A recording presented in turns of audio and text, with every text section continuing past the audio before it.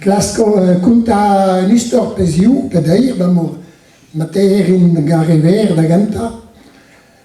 Un an so ganet e ploeskat, hag e hem da skol war droat, bambas, mon a don, hag a skolaer eo a droug walach, mis da poase, tout on droug walach.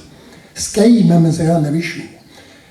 Hag d'an distro skol, blama yantao, saikam, yano les anvedoa, d'amour à Chilgam, on a changé de la cadavuale, d'avele dans la cunachia tout, d'apes notre desket à blaves tremene. C'est tu hulen diga unan, jaig an askel rohen yano, d'amour à treux, d'ega jaig an askel rohen.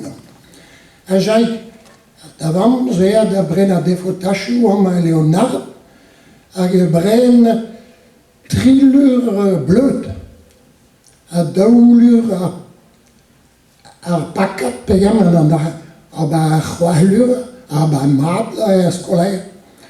Da houde evelun an al c'hoareal, a yok e veret da poaser, paotret ken mestre skol.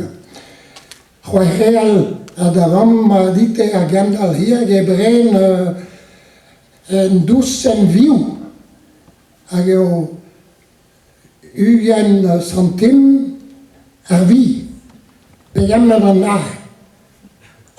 Nam zo dies, war dro pever ver nugen, map, da houde en gaf tro a saig a gwinter, a te saig, da vam dite bren pam lit a gwin, daoulur a lit a gwin, pegam an ar, o du marak e daou herveza.